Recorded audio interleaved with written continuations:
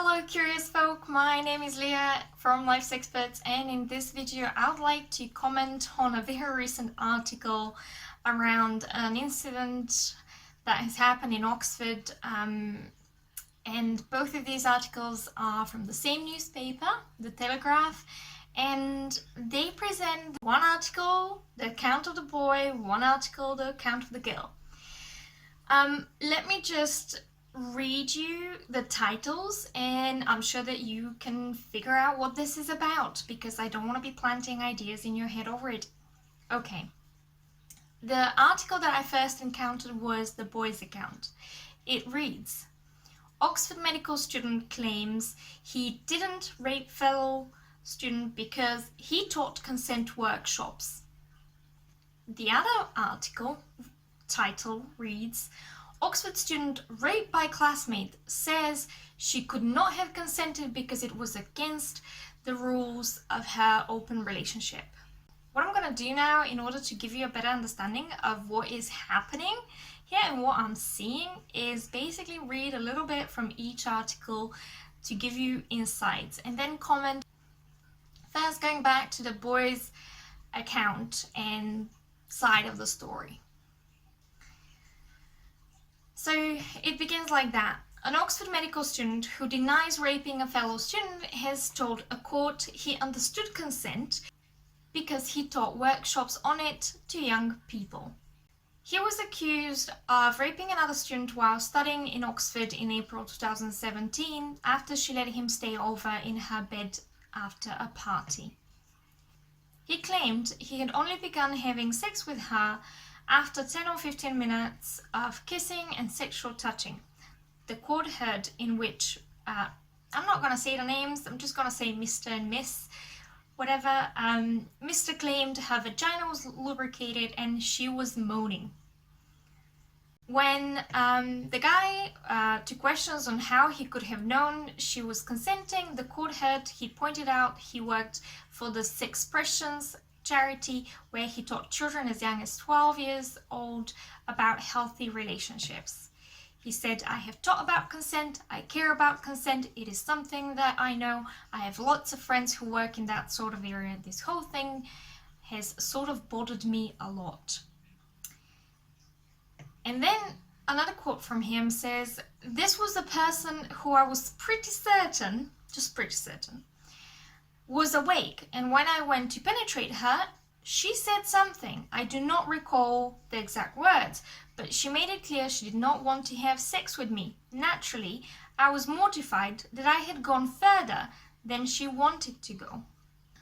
Obviously, in retrospect, I wish he had done verbal consent, got her to sign a legal document, but that is not really how it works in my experience. Okay. Let's go on to the girls' account and what kind of things they've published in the Telegraph. So the article starts with an Oxford student who alleges a fellow student raped her said she could have not consented to having sex with him because it was against the rules of her open relationship. Then it says, the young woman told the jury she had woken up to find Mr. on top of her, raping her after a night where she had described herself as 8 or 9 out of 10 in terms of being drunk, having had a bottle and a half of wine. Although she had told friends she thought he was attractive, the jury of 7 men and 5 women were told she had decided he was off limits under the terms of her open relationship with her boyfriend. It goes to say that at the party that they were both in, they made out, they were intimate of some sort, and they were intimate before they went to bed. They were intimate consensually, but then things went further. It says, I went to sleep saying, I'm not going to have sex with you. What bothers me is the next line. Eleanor Laws, representing Mr. someone, suggested the alleged victim had engaged in consensual kissing and sexual touching while they were in bed together, before she had gone to sleep and after she had woken up. Yes, this is true, and the girl does not deny it. She says, for a brief moment before I realized what was going on. Okay, so let's go back to commenting, right? The first thing is that I must say I am shocked about is that in the first article about the boys' account, there is no word or mention of alcohol. You try searching that article for alcohol, drunk or intoxication or intoxicated, all the variations, you're not going to find such a word there. It doesn't really speak about it. Second, just because you teach consent to 12-year-olds does not really mean you understand it yourself or that you actually practice safe, intimate encounters. The first thing I see here is he says he understands consent, he cares about consent. Well, I'm sorry, you do not understand consent if you were actually going through with sex when you or the other person or both of you were intoxicated. If you know your ABCs, etc. around sex education and consent education, you'd know a drunk person cannot consent.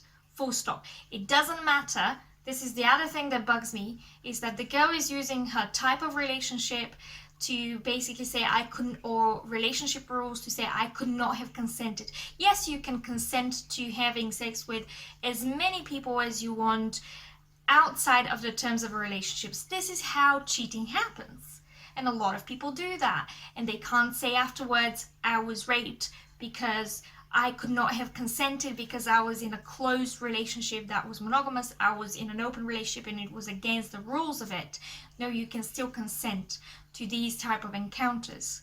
The problem is that she was intoxicated. This is why she could not have consented.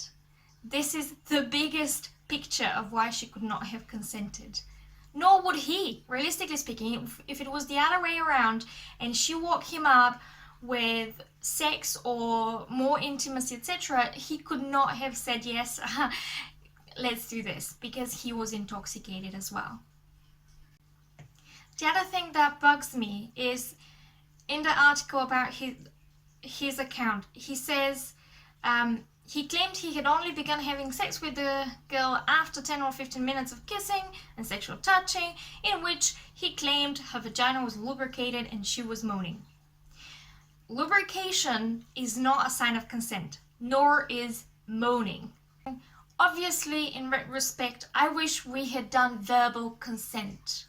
Got her to sign a legal document, but that's not really how it works in my experience. End of quote. And I would say you can't sign a contract verbally or non-verbally, literally on paper when you're drunk either. When you're drunk, you don't sign papers, you don't get your teeth fixed, you don't get a piercing or a tattoo or anything like this because you're drunk. Because you're drunk, that's it. And besides, her account says, I went to sleep saying, I am not going to have sex with you. Isn't that verbal confirmation of her intent to not sleep with him? I don't know what is, if that isn't a clear verbal message that we have completely missed out on his article. Even the lawyer's point of view that she had consented to making out with him, and therefore that was consent to having penetrative sex, is bust when you look at consent. We need more education to the court system. We need more education for lawyers. We need more education for police officers. We need more education for adults, folk. I'm gonna stop my passionate rant over here now and say, if you want to learn more about consent, abuse, etc. in organizations, systems, society as a whole, institutions, all of it, please just contact me. I'm easy to reach and I'm happy to work with organizations that need that extra education and insight. And in the meantime, if you want to comment, please do in the comments below or send me an email at contact@lifesexperts.com. I'll see you again in another video. Bye!